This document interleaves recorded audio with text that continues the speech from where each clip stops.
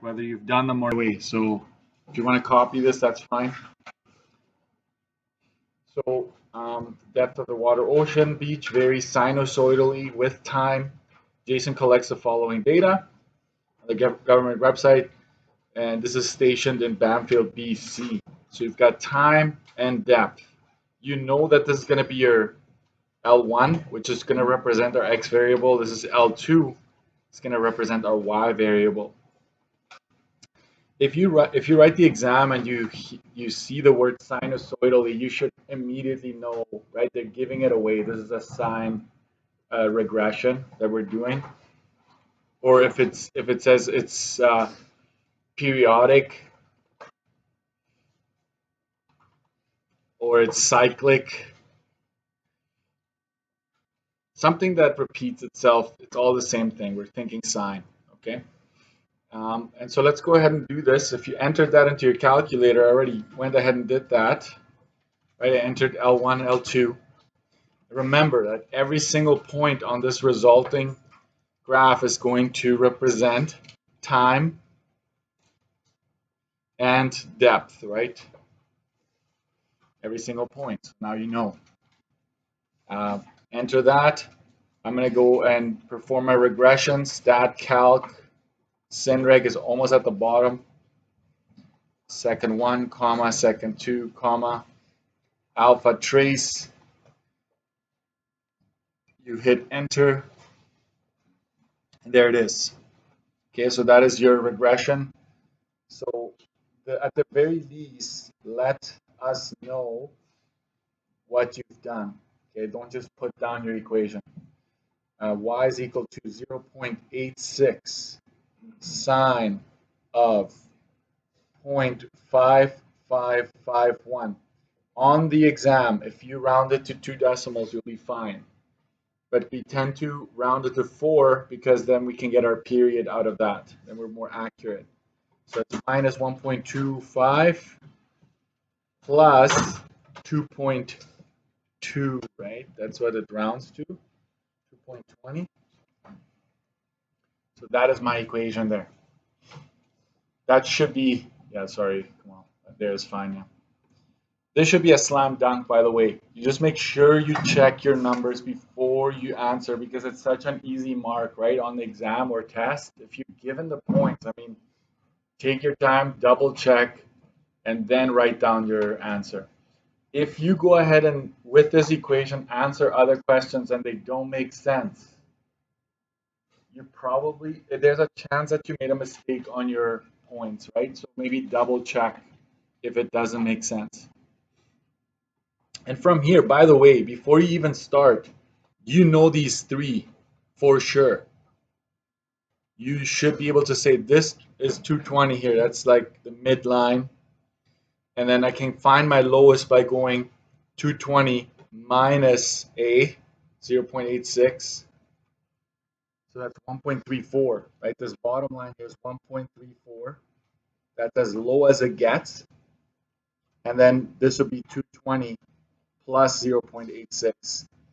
So the top line is 3.06. So without even continuing, you should be able to get these three lines figured out, right? The max, the min, the mid, just by looking at it. Okay. Based on your equation, state each of the following. The range, that would be 1.34 to 3.06. Right, you got 1 mark for the equation, 1 mark for the range. The period, you should be able to figure that out. And this would be based on what you got up here. So if you got made a mistake on the equation, that's minus 1 right away. We don't even try to see what mistake you made. But then we would honor all the answers that follow based on your equation. So this would be 0.5551. That is 11.32 hours. So that means that the pattern repeats itself every 11.32 hours. That's actually true. I don't know if you've ever been by the ocean for a long period of time. It's not 12 hours perfect. It's every 11.32 hours that the tide repeats itself. So it will slowly shift over the period of a month. It will be, right, it'll be a little earlier, a little earlier, a little earlier, and so it will always shift on you. And so it's not a perfect 12-hour cycle, okay? Tide goes up and down twice a day, but it's not perfectly 12 hours. According to your graph, what is the depth at 3 p.m.? This is where it's very important. You notice that what is my time given as up here? It's a 24-hour day, right? That's what these hours represent. So 3 p.m. is what in terms of a 24-hour clock? You add 12 to it, right? So you go 12 plus 3, that's 15, right? That'd be hour 15. So we go second, trace 1, x is equal to 15. We're going to figure out y. And this is probably perhaps the first time you actually need to graph this thing. I'm going to go ahead and graph it. It's not a very good, there's a whole bunch of stuff in my calculator, so I'm going to clear that. I'm going to go to my window. X max, I'm going to go 3 times whatever my period is, 11.32. Y min, I'm going to keep it at just under the y-axis. I know you could probably just go just under 1 or 1, that would have been fine. By y max, I'm going to go 4 because it's 3.06. And there you go. That's my curve. So second trace 1, we're going to go 15. And y is 2.81 is my y. So just make sure when you answer it like this that you include your units. And so our depth is in meters in this case, so 1 mark for that. According to your graph, what's the first time the water was at a depth of 2.5 meters? So, right, we're going to go y2 is equal to 2.5. Second trace intersect. So let's go ahead and do that. 2.5. Second trace 5. You have to go to the first instance, right? So that's the first instance. That's 2.89. X equal to 2.89 hours. It's asking what's the first time. It doesn't say how long will it take for it. So it's asking for time. So that would be 2 in the morning and something like you're going to have to figure out the minutes, right? So 0.89 times 60.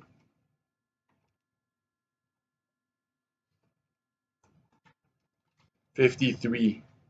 53.4. That rounds to 53, right? So we're going to go 53. That's just the time. 2:53 is indicating if it's a 24-hour clock that it's at just shy of 3 in the morning. Okay. This is the time. This is how many hours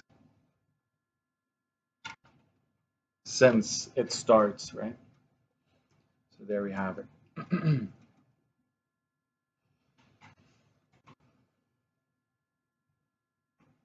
I guess in this case it wouldn't, if you wrote down AM, it would have been fine as well.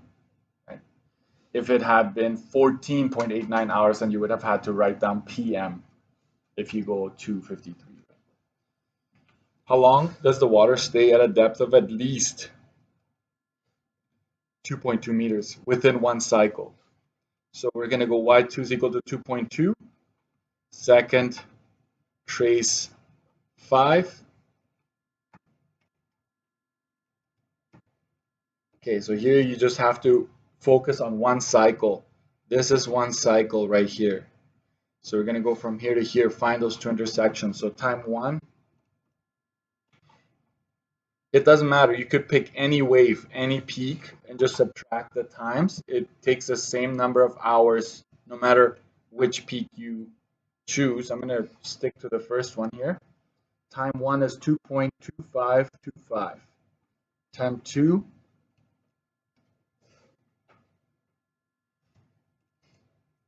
is 7.9044. Okay, delta T 7.9 something minus 2.2 something. That's 5.65 hours that it stays at least at 2.2 or more. Right? So I would give you 1 mark for figuring out those 2 times and another mark for figuring out or actually subtracting them in this case. So this page is worth 8, I believe. 2, 3, 4, 5, 6. Oh yeah, I made a change here. Sorry. This is 1 mark each. So B is worth 2 marks, correct? 1 and 1. So 1, 2, 3, 4, 5, 6, 7. However, I'm going to turn D into 2 as well. And the reason being is I'll give you 1 mark if you figure out the 2.89 hours and another mark for figuring out the time. That way you at least get half if you figured out the 2.89. Okay. So 8 marks for this page overall.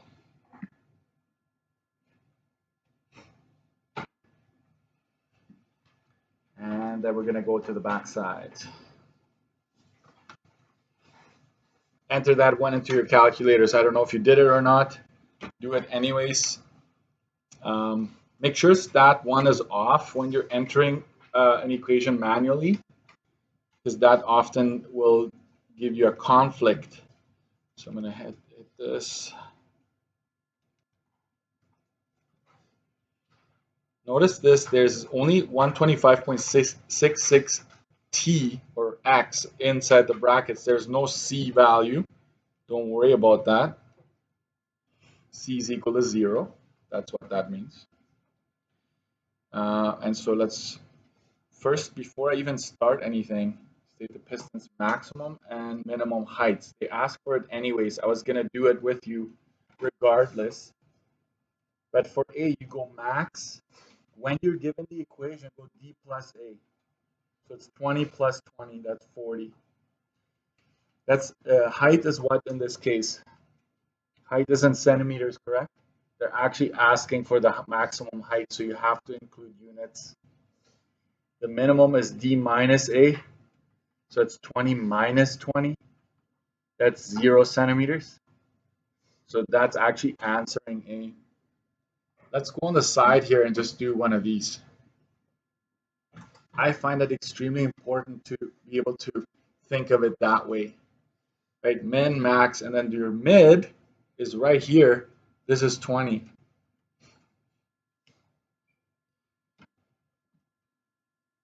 I'm going to use that to graph. Okay? Later. B, suppose the piston operates for 1 hour. How many complete cycles does it make? Okay. Were you struggling with this one? Okay. So let's think about it this way. Figure out your period here. Period is 1 full cycle. So the period is 2 pi. Did you find this at least? I was hoping that you'd at least go with this. And 2 pi divided by B, what does that give me? It's a very small number, 0.05 seconds. I'm going to verify this. 2 pi divided by 125.66. Yeah, 0.05 it is. This is one cycle. Okay, this is how long it takes for this piston. Do you know what a piston is? You don't know what a piston is. Maybe that's the problem, right? An engine, I feel like you need to know because they're quite popular in sinusoidal functions. But if you look at your engine from the side, like if this is your engine block, yeah, I know you're going to be like, are you seriously going to talk about engines? Inside your one piston, there's usually 6 or 8, depending on your car. There's like a piston, like a head inside with an arm here. And that arm is connected to the crankshaft. So this thing keeps going up and down as your engine runs. Do you know about this? Some of you do. So what happens is there are two little holes up here. One injects fuel into this.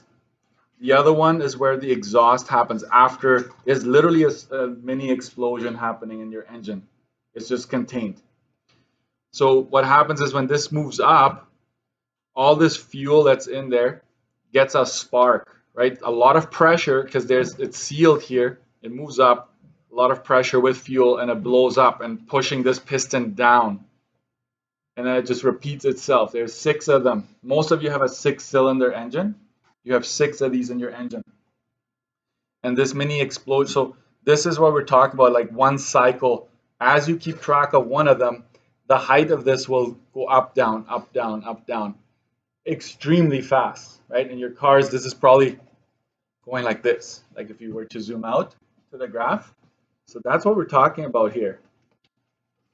Learned about cars. I'm not an expert, okay? So there's probably a lot more to it, but I think now hopefully you get the picture. So one cycle takes 0.05 seconds. Imagine that, right? 0.05 of a second. That's for one cycle to complete. So we're saying 1 hour. This is seconds, correct? So how am I going to do this? I'm going to do this here. 1 hour has how many seconds? Anybody remember? 3,600. 60 times 60. Okay. So if we're considering this many seconds, how would you figure out how many cycles? Number of cycles would be 3,600. Just write this down, right? It's good to have. We will divide 3,600 by the amount of time it takes for one cycle. So here we go. 3,600 divided by 0.05, 72,000 revolutions, cycles. You know, when you look at your engine, your car dash, right? When you accelerate, you see the one gauge going like this, right? That it counts the revolutions, like the rotations per minute. Okay, this is how many cycles you would have in 1 hour. So it's kind of like the revolutions per minute, the RPMs would be equivalent to this. Okay, so there we go. In 1 hour, this many cycles. I'll give you 2 marks for that. 1 mark if you figure out the period, and 1 mark if you figured out how many times it would happen in 1 hour. So this is just one cycle. Here we're wondering how many cycles in a certain time frame. So think of a Ferris wheel. If it takes 4 minutes to do a full rotation, how many rotations could you complete in like 1 hour? You would go 60 minutes divided by 4 minutes, and then it'll tell you how many times you would spin within 1 hour in that Ferris wheel. Okay. All right, now we're ready to graph. This is where you just need to be, I would use this here up here to help me out. So please make sure you follow this if you haven't done it, okay? So I go like this. And this is 40, this is 20, this is 0, right, in terms of my y's. I'm going to transfer this over here later on, okay? Let's graph this first. You have to see it before you start. So I hope you already tried this. I'm going to hit graph. It's not a really good window right now, as you can tell. So that's what I use for the X max. I'm going to go 3 times, what's one cycle, right? 0.05. So that's how far I go on the X max, which means my Y min is way too big. I'm going to go negative 0.05. I'm just going to go a little bit to the left. I base it on what I have on my X max, right? For Y min, -1 is good because I want to go down to 0. Y max, I should be 45 or something like, sorry, -1. And this should be 40. Okay, then you hit graph. That's pretty good. It's pretty good. So you need to figure out, where do I start? I start right here. So, or you can start with a max. That's fine too, by the way. It's okay to just start with a max. We just want to see 2 full cycles. So if you want to start with the max, second trace max, let's do that one. Let's find that one. Okay, enter, enter, enter. So my first max right here is going to be 0.0140. Okay. Since you're at the max, what's going to happen next? You're going to go to the mid. You're going to go to the min, back to the mid, back to the max. That'll be 1 cycle. Question. You're listening, right? From here to here, what should be the distance here? There should be a distance of 0.05 of a second, because that's a cycle. So you can actually already know that this is 0.0640. Right? We're just going to add a full cycle here. But if you want in between, watch this. Maybe use a red pen. I always break this down into 4 chunks like this. Right? 1, 2, 3, 4. That's my X scale. My X scale, the amount that I go up by as I jump between these lines is going to be 0.05 divided by 4. Okay, so I'm going to go 0.05 divided by 4, and don't round that. This is how much I'm going to go up by every single time. So here we go. I'm going to just take 0.01 plus 0.0125. So this one is 0.0220. Then I add 0.0125 again. This is 0.035. I'm just going to write down the X values for now. 0.0125, one more time. This is 0.048. And if I add 0.0125 one more time, I get to 0.06 as expected. Okay. So let's just stick with this for now, and then we'll keep going. Grab your ruler.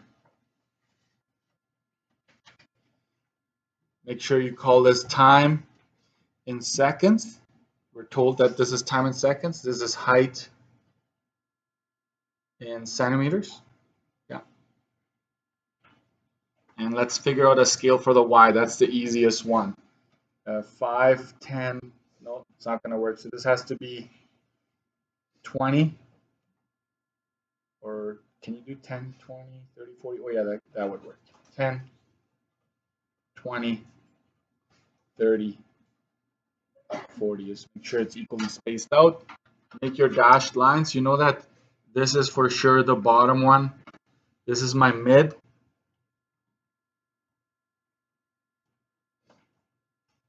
This is my max.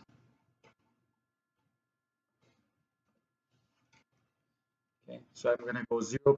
This is where you have to be careful. I'm gonna call this. I'm gonna go up by 0.01 here. So this is gonna be my 0.05, and then this is gonna be 0.1, and this is gonna be 0.15 for me. So I'm essentially using the cycle as my scale almost. So 0.01, 0.02, 3, 4, 5. So 0.01 is up here. Then it's 0.02 is in the mid. And it's 0.035. Sorry. I'm mixing this up. Sorry. 0.02 is right here. And then 0.035 is down here. 35 would be right there. And then 0.48. It's very close to 0.5. We go back to the mid. and then 0.6 is up here again. So this is one cycle right here. I don't care if you use a different scale as long as it's consistent. And if you want to, from now on, I'm going to go 0.6, watch this, 0.06 plus 0.0125. I'm just going to keep adding to know my next x value, right? So 0.07, this is 0.7, so it's just slightly off here. I'm going to keep adding. That's 0.085. I'm going to keep adding. 0.0975, that's very close to the 0.01. And one more time. 0.11. That's over here. So there's your cycle.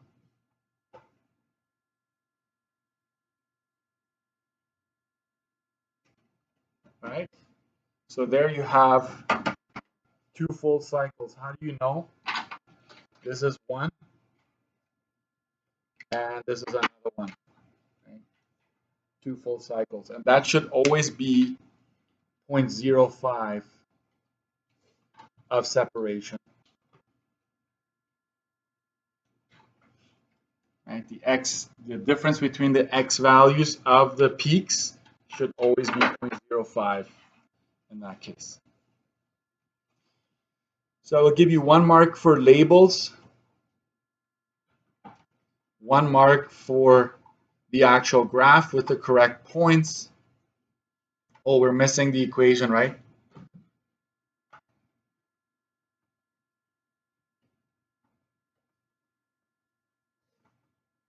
Plus 20, there it is. And 1 mark for figuring out these points there. Okay, so you get 1, 1, 1 there.